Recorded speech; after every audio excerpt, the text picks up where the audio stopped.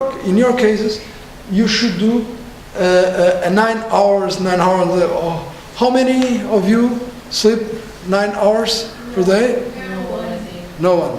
Yeah. In general population, only 20% do it. But we know for studies that if we put you in a bed and you have not classes, you have no anything that could disturb you, and you can sleep, you will probably sleep those 9 hours. That's how this study shows that there is probably the need of general children with that age. Well, children's. Yeah. Okay. But sleep changes over the lifespan, and the need for an infant is not the need for an old guy, you know. And you see in the graphic, there's a huge variation.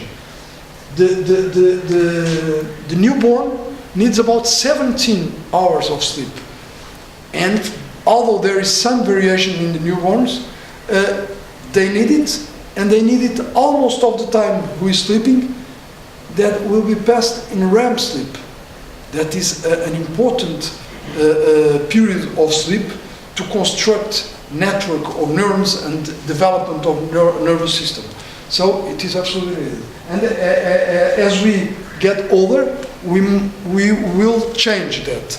That's a challenge for doctors on sleep medicine, because we must to realize that we have different moments in life, and what is okay for that age, it's not okay for that.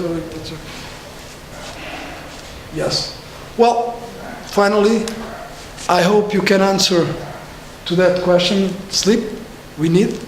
Yes, without doubt, it's important, it's crucial for our life, and we cannot live without them.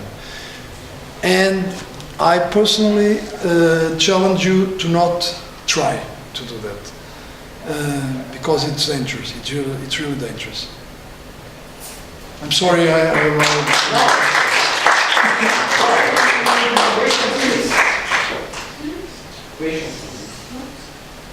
What about you nap?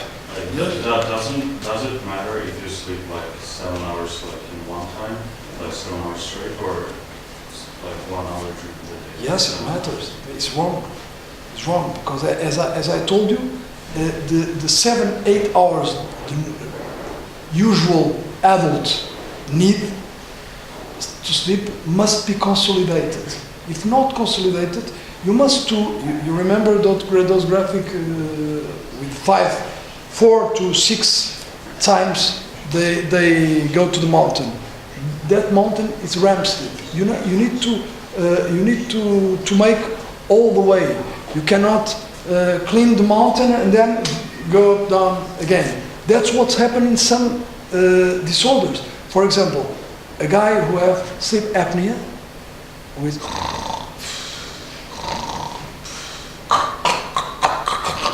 it stops during the climbing the mountain, and he goes back again. When he wake, he told to the wife, "Oh, I feel tired.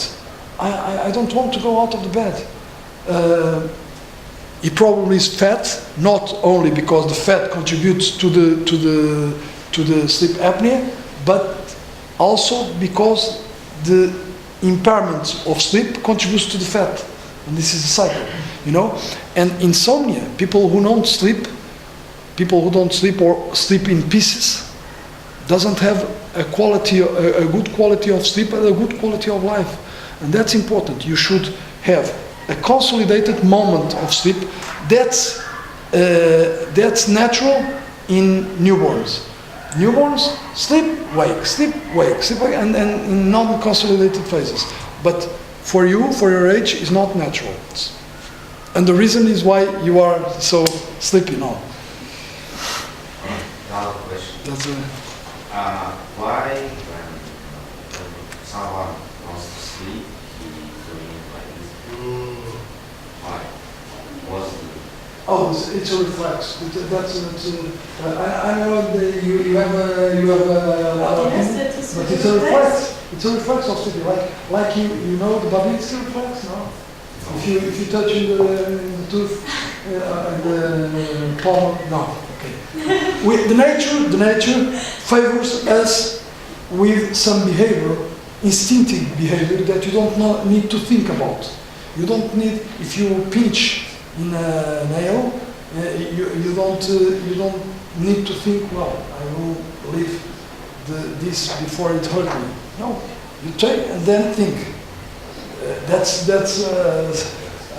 how reflex functions, and this is reflex to show you and to increment the knowledge about. Does it have any function like over-oxidation before sleep? Do we need more oxygen in the blood to get sleepy, or for preparation of brain, since the brains needs lots of energy? We need more? No, we don't need less. We shouldn't. That's again what happened in, for example, in sleep apnea. The people when they lay down, usually not even sleep, lay down, and because of the fat, which is common in those guys, they decrease the oxygen, the saturation, and then our brain in sleep apnea and in other disorders wake because of the saturation. We should have saturation, hemoglobin, the oxygen linked to hemoglobin, about 98-99%. Sometimes the oxygen goes down till 90, 83, 80, and what's happened? Brain is prepared to react to those changes. So brain wake up. Even if you don't open your eyes, brain changes his talk between neurons.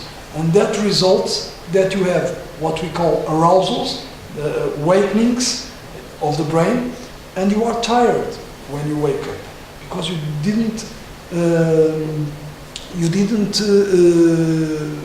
fully cover the whole spectrum of sleep you should do.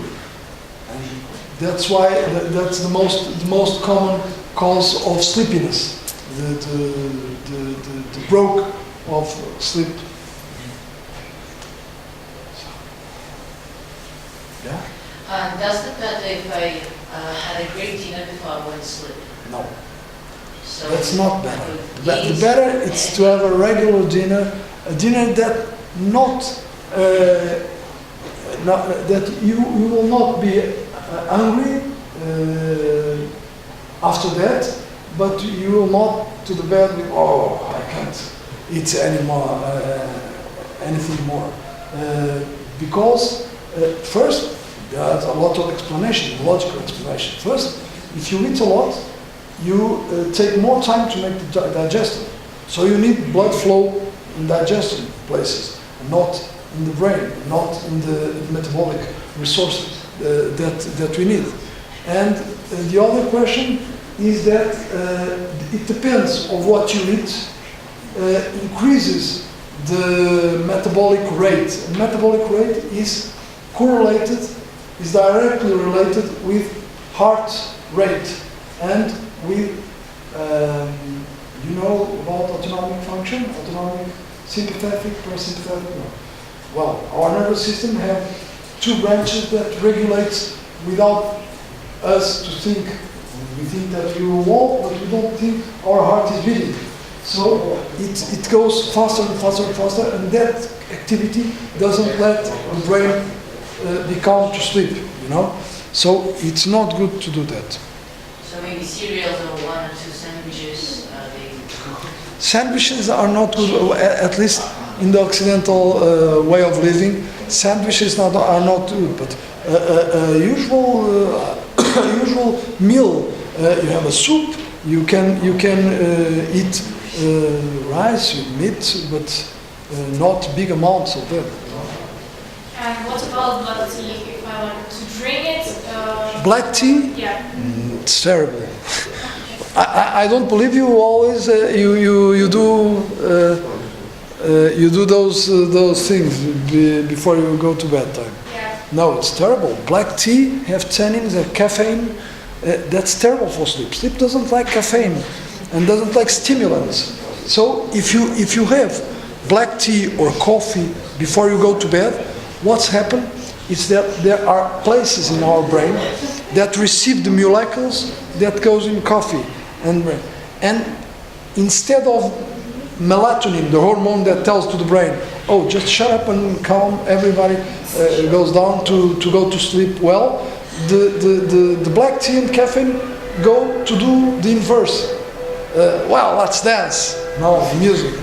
Let's dance. So the brain can sleep with it.